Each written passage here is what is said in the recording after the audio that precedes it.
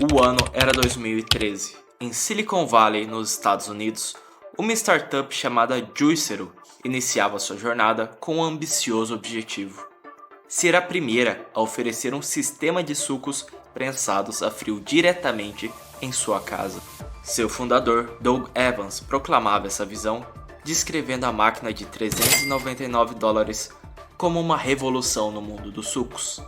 A Juicero arrecadou 120 milhões de dólares de investidores naquele ano para criar esse produto. Após seu lançamento, no ano seguinte, a Juicero viu o início do seu declínio, uma vez que as pessoas não gostaram da ideia da máquina. Diante desse desinteresse, a mídia, sem compreender completamente a situação, iniciou investigações para desvendar os motivos por trás da falta de interesse do público. Os usuários não precisavam da máquina para extrair o suco dos pacotes, já que afinal, as pessoas já faziam isso antes dessa máquina existir, questionando se existia realmente algum motivo para tal investimento. Essa história da Juicero é um lembrete vívido de como as empresas podem afundar quando negligenciam um passo crucial: testar seus produtos com os usuários. Bom, você escutou a história da Juicero e ela é uma das diversas empresas que fazem um lançamento sem testar antes com o seu público-alvo, né? E quando uma empresa ela costuma fazer esse tipo de lançamento sem testar com seu público-alvo, é como um tiro no escuro. Você não sabe se seu produto ele vai dar certo ou não, o que tem de errado com ele, o que pode melhorar, se ele realmente atinge um público-alvo. Como você pode ver, se eles tivessem feito um teste antes, eles perceberiam que $399 para você extrair um suco de uma fruta num copo e fazer um suco era um pouco de idiotice, né? Teria poupado 120 milhões de dólares de investimento de seus investidores, né? Então, pensando nisso, pessoal, vamos lá. Como que você, hoje, pode criar produtos e testá-los antes de lançar no mercado? Você já pensou em como que seria mais fácil você testar um produto antes de lançar ele no mercado? Você pode fazer isso. Existem diversos passos que você pode fazer antes de lançar um produto e eu quero que você siga meu raciocínio aqui. Para você lançar um produto, se você tem uma ideia hoje e você quer saber se é uma ideia viável, a primeira coisa que você deve fazer é procurar seu público-alvo. O que eu quero dizer com isso? Eu quero que você pense assim, quem que vai usar o seu produto? Né? Pode parecer até besteira você falar isso, tipo, por exemplo, quem que usaria um sapato feminino, né? É óbvio, né? Mas se você pensar em algo mais macro, algo mais personalizado, você consegue descobrir exatamente quem quer ser o público-alvo. Por exemplo, existem marcas de sapatos que são especializados no público mais jovem ou em um público mais alternativo. Então, você precisa entender muito bem quem que é seu público-alvo, quem que você quer atingir. Porque isso não vale apenas para você testar seu produto, mas depois, se você quiser fazer um marketing, se você quiser fazer um Google Ads, um Instagram Ads, se você quiser ir atrás desse público, o que você vai ter que fazer, como você está lançando um produto, ninguém sabe sobre ele ainda, você vai precisar saber exatamente nos mínimos detalhes quem são as pessoas que comprariam esse produto. Então, pensando nisso, para você lançar esse seu produto, a primeira coisa que você precisa fazer é isso, essa definição. Depois disso, quando você tem essa definição, você precisa entender onde o seu público está localizado. Ou seja, ele é um público mais jovem que está no TikTok, que ele está no Instagram, ou ele é um público mais empresarial que está no LinkedIn, ele é um público um pouquinho mais velho que está no Facebook, ele é um público muito mais velho que não usa a internet, ele só pode ser encontrado através de rádio e televisão. Você precisa entender onde ele se encontra. Por quê? Porque se você entender onde ele se encontra, você consegue testar seu produto. O que eu quero dizer com isso? Para você testar seu produto, a primeira coisa que você precisa fazer depois da persona, do público-alvo, é você precisa criar o que a gente chama de pesquisa qualitativa, né? Desculpa, Você precisa criar pesquisa quantitativa, de quantidade. Você precisa criar meio que um formulário de perguntas para você entender as dores do seu público-alvo, né?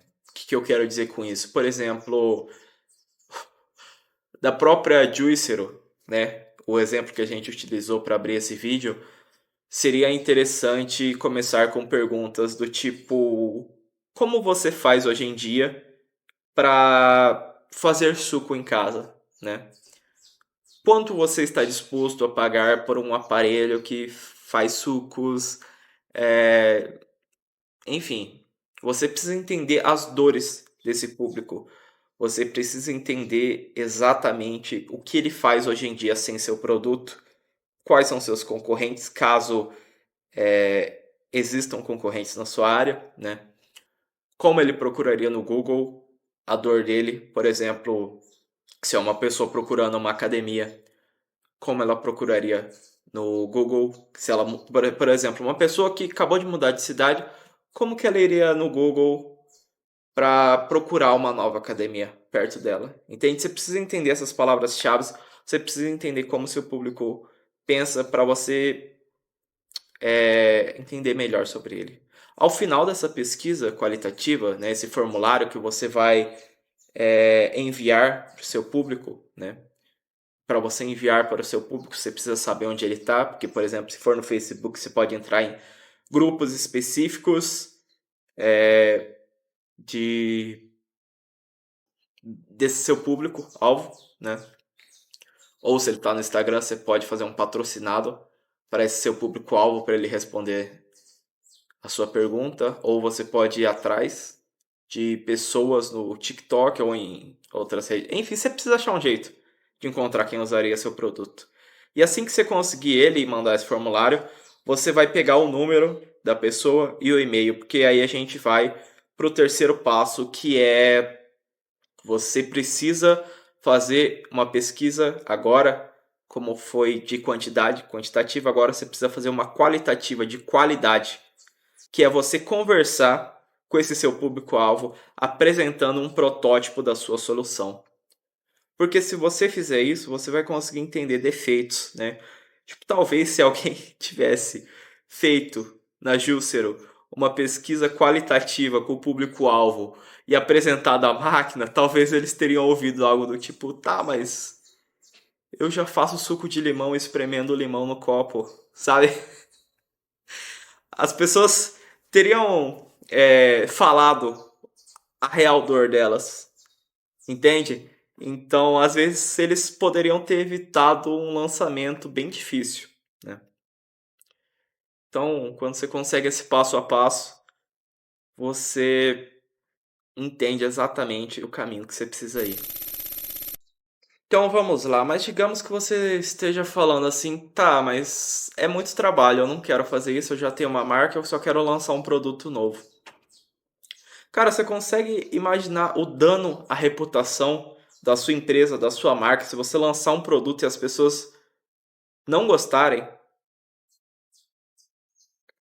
Tipo, o valor e o tempo que você vai pagar para testar o produto é mínimo.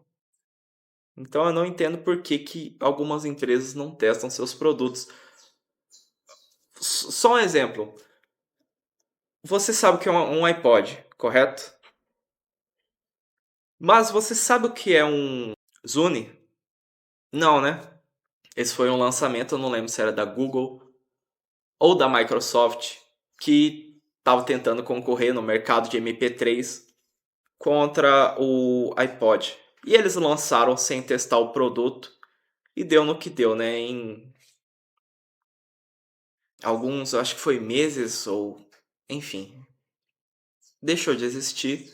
Foi um lançamento totalmente fracassado. Eles gastaram milhões de dólares para lançar um produto que não estava nem sequer a par do iPod. Então, né, eles poderiam ter evitado isso, ter lançado um produto melhor ou não ter lançado de jeito nenhum e ter poupado dinheiro. Era só ter feito um teste com 5 pessoas no máximo ali antes de lançar esse produto. E isso é algo que me preocupa, porque algumas empresas, elas lançam alguns produtos e às vezes dá sorte, às vezes fizeram um teste e começam a lançar vários produtos e começam a negligenciar um pouco esse teste antes de lançar. Eu não sei se é o caso da Apple agora com o Vision Pro, né? Eu não sei quando que você está assistindo isso, mas o Vision Pro ele não lançou ainda. E ele me preocupa um pouco por causa que ele é aquele óculos que você coloca assim na cara, sabe? E você consegue ver várias telas. E eu me pergunto até que ponto isso é viável no Brasil, que é um país de calor, né? Porque imagina você colocar um vidro aqui e aquele negócio começa a suar na sua cara. Você vai ficar com ele por muito tempo? Será que isso realmente consegue substituir um notebook, um computador? Né? Eu não sei. Às vezes eles fizeram esse teste e viram que sim, né? Não tem como a gente saber sem lançamento, mas isso é algo que é um pouquinho preocupante, né? Tudo bem que você precisa ter inovação no mercado, mas eu não sei se eles fizeram esse teste antes, né, para saber, mas pelo menos que me vem à cabeça, o principal problema do Vision Pro seria esse, né? Dor de cabeça, eles provavelmente fizeram o teste, só não sei se fizeram algum teste em relação ao calor, né? Que no Brasil ou outros países tropical, é bem difícil você ficar com o negócio na cara ali por, sei lá, mais de 2, 3, 4 horas seguidas, né? Então, enfim, voltando ao assunto de testes, o que você consegue economizar fazendo um teste antes do lançamento de um produto é muito grande. Você não economiza só em dinheiro, você economiza em tempo, né? Se você gostou do vídeo e se você tem alguma história sobre o lançamento que deu certo ou que fracassou, comenta aqui embaixo. Gostaria de conversar com você sobre isso. E caso você tenha gostado do vídeo, deixe um like e siga para ver mais conteúdo sobre esse. Obrigado.